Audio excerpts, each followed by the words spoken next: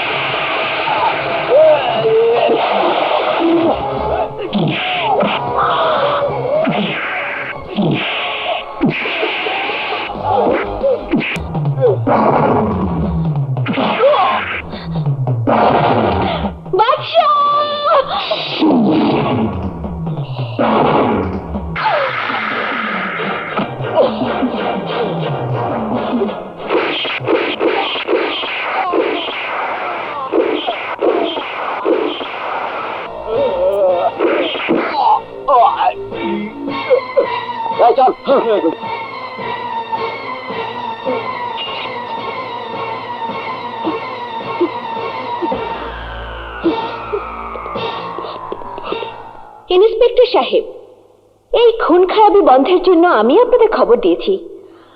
আগামী পরশু এই বাদশা চৌধুরীর সাথে আমার বিয়ে হওয়ার কথা ছিল, কিন্তু টাইগার টনি আমাকে বিয়ে করতে চেয়ে সেই বিয়ে বন্ধ করার কথা বলেছিল বিধায় বাদশা চৌধুরী তাকে খুন করেছে। আপনি এই খুনিকে গ্রেফতার করুন।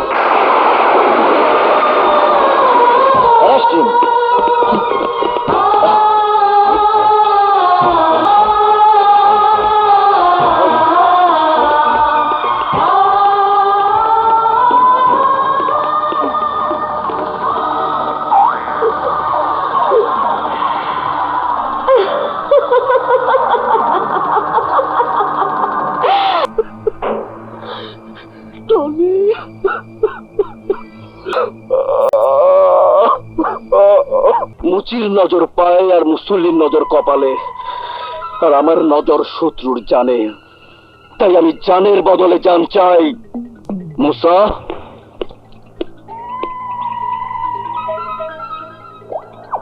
$10,00,000 আলিশান বাড়ি আর পাজিরো গাড়ি সব তোমার।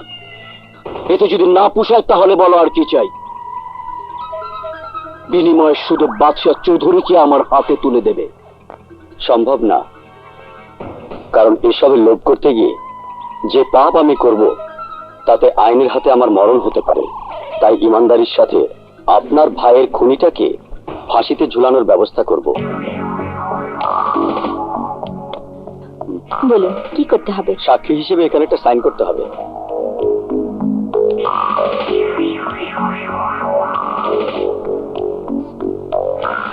Thank you.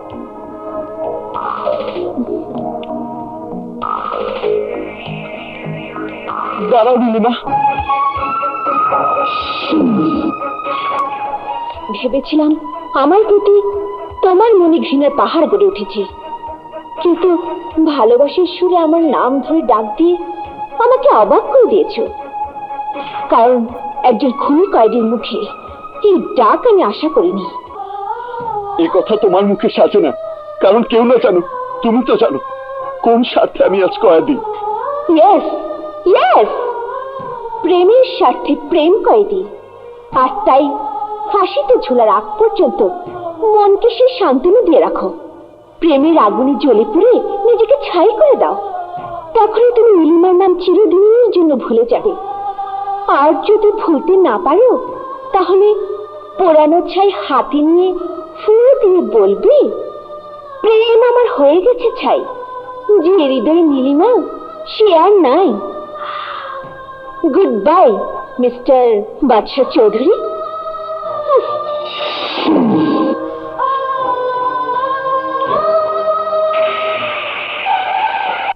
আপনারা? বাদশা চৌধুরী জামিন নিতে এসেছি। উকিল সাহেব কাগজগুলো দেন। নিন। কে আমার জামিন করিয়েছে? ওই যে আমি। চিনতে পারোনি? ইনি হচ্ছেন আমার মৃত বোনের হাজবেন্ড, এই শহরের গ্রেট বিজনেসম্যান প্লাস জাদ্রেল নেতা। আমি ছাড়া তোমাকে জামিন করানোর শক্তি কারো নেই। কিন্তু আপনি কেন আমার জামিন করালেন? কে খুন করে ওকে বিড়াল দিয়েছ, প্রমাণ করেছ ওর মতো বাঘের উপরে টাক তুমি, আর তাই তোমাকে আমার প্রয়োজন। এসো। না না, আমি পেশাদার খুনি হয়ে থাকার জন্য খুন করিনি। এটা এটা আমার জীবনের একটা দুর্ঘটনা, আর তাই ভুলে ওই ধরনের ঘটনায় নিজেকে জড়াতে চাই না।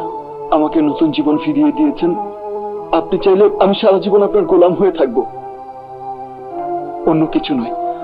আসি। না, ওকে যেতে দে। জামিন করিয়েছি যে আশায়, আমিন বলে ওকে সে পথে আসতেই হবে। মা, বাবা, স্বপ্না।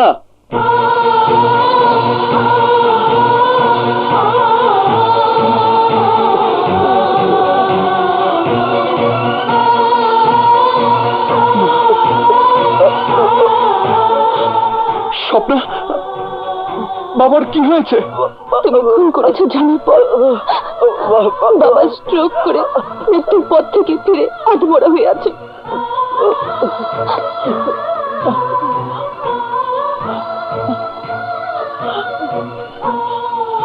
না না, হে খোদা, এ তুমি কি করলে? আমার অপরাধের শাস্তি কেন আমার নিষ্পাপ বাবাকে দিলে? এর কারণ তোর মতো কুলাঙ্গার সন্তানের জন্মদাতা সে।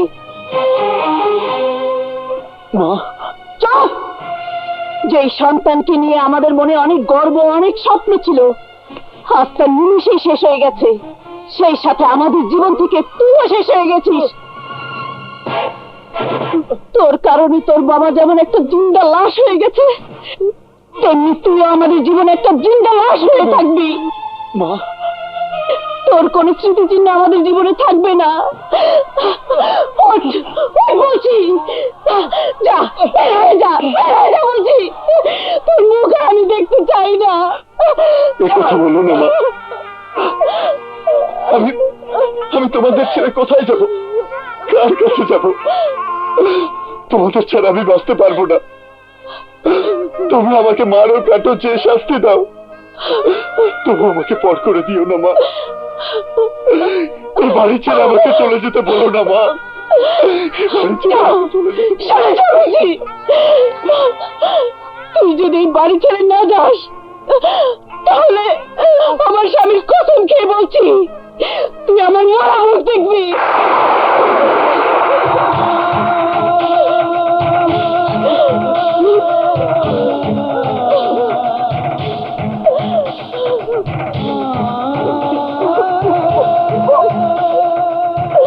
না মা,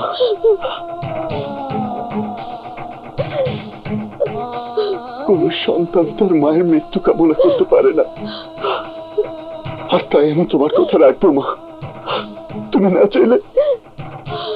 চাইলে আমি আর কোনোদিন তোমার সামনে এসে দাঁড়াবো না, কোনোদিন সামনে এসে দাঁড়াবো না, কোনোদিন আসবো না।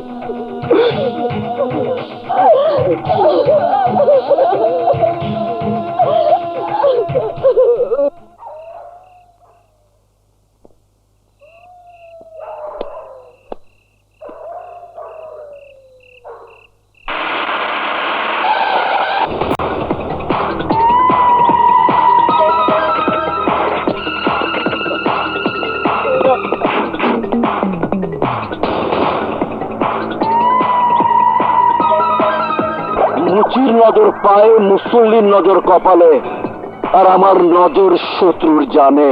আমার শত্রু আসলাম বেগ তোকে জামিন করিয়েছে বলে তুই ফাঁসির হাত থেকে বেঁচে গেছিস।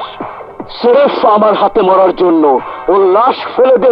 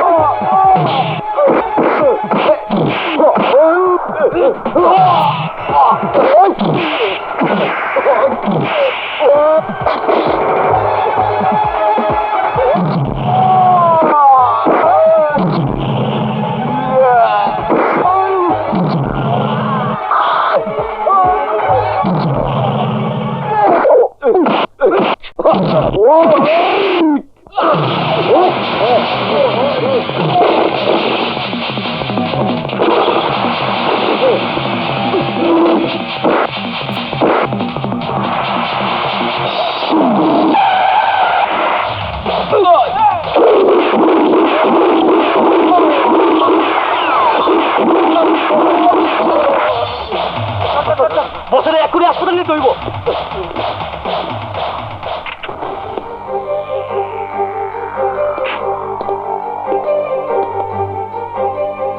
আজ আমার উসিলায় তুমি রক্ষা পেয়েছ, কিন্তু কতদিন রক্ষা পাবে?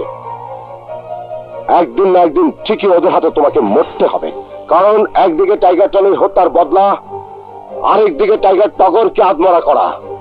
এর প্রতিশোধ না নিয়ে টগরের পালা কুত্তারা তোমাকে ছাড়বে না, যেমন ছাড়েনি আমার উপরে প্রতিশোধ নেয়া। আমি ছিলাম ওদের সবকিছুর পথে প্রতিদ্বন্দ্বী, তাই সেই পথ থেকে আমাকে সরাতে না পেরে টাইগার টনি আমার একমাত্র মেয়ের ইজ্জত কেড়ে নিয়েছে।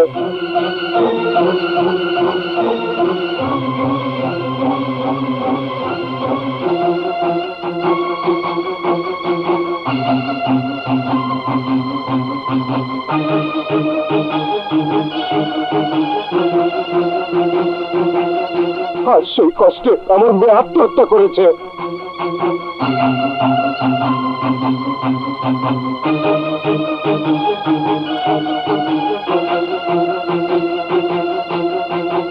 আমি ন্যায়ের পথে সে বিচার পাইনি বলে অন্যায় পথে পা রেখে নিজেকে প্রোটেকশন দিয়ে রেখেছি। বাচ্চা, তুমি টনিকে খুন করে তা সাকসেস করেছো বলে তোমাকে জামিন করে আমার পাশে রাখতে চেয়েছি। এখন সিদ্ধান্ত তোমার। যদি বেঁচে থাকতে চাও তাহলে এই অস্ত্র হাতে নিয়ে বেঁচে থাকতে হবে।